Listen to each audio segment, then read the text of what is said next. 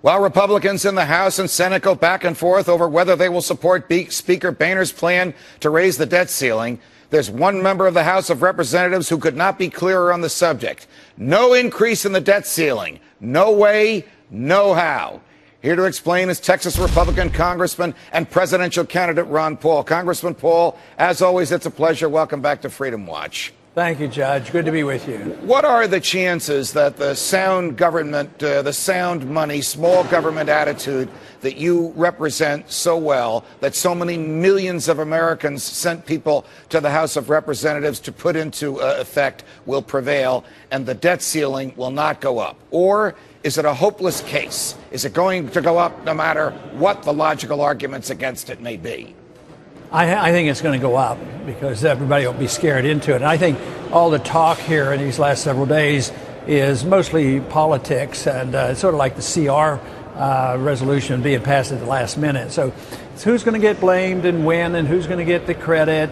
But I think it'll go up. I don't think on long term it makes a whole lot of difference because the country has to default because we can't pay this debt. It's just a matter of how we pay it.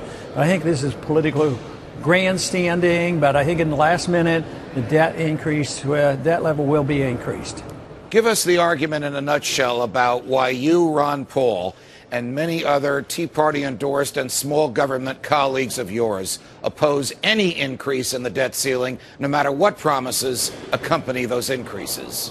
Well, mine will be a little bit different than others, but basically I think many would agree that we have to stop the spending. If you don't increase the level, then we have to get our house in order. For me, it's a little bit different because I think the default is coming, and I'm looking at how you default. Governments in countries that get this far in debt never pay their bills. And you can default by not sending the checks out, and that's what they're afraid they would have to pursue, if they don't get a debt level increase. That's why I say they will, because all countries keep sending the check out. The real default and the real danger, if we continue to do this, is the default through the devaluation of the currency, and that's translated into paying for it through higher prices. I think that's going to be chaotic because we just can't keep up. I think it'll force us to have a change in foreign policy and spending policies here at home. But I think you have to go through a rough time in order to get the people convinced. Some of the kind of things you're seeing in Greece right now, I'm afraid we'll have to face up to this. But the default is going to come.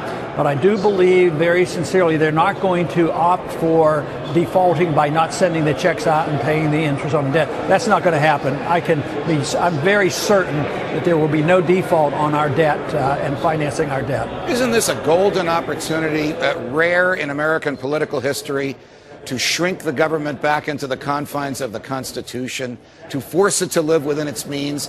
And isn't this an easy thing to do? The Republicans run the House. All they have to do is say no, and the argument is over. The borrowing is over. The government starts obeying the laws of economics and the Constitution for the first time in over 100 years. Well, it'd be nice to think that, but politics works differently, and when there's any life left into the entitlement system, it's going to stay alive, and it gets louder and angrier. And, there are just as maybe more people getting checks than those people who are producing. So those of us who would like to stop, don't have quite as many allies. So I think it's going to get a lot worse before they wake up. I think the government has to, they're not functioning very well, and people realizing how bad it is. But I don't think we're going to clean up our act until government no longer functions. And then we'll have to say, well, what kind of a monetary system do we want? What kind of a foreign policy do we have to have?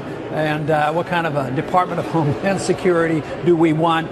But that's not on the verge of happening, and hopefully it will come soon.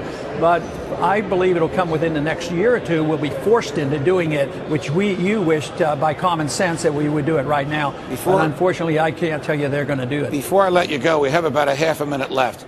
You're not only a member of Congress, you're running for the Republican presidential nomination. When you make the arguments to the voters in Iowa and New Hampshire and wherever else you've been going, like you just made to our viewers, how do they respond to this?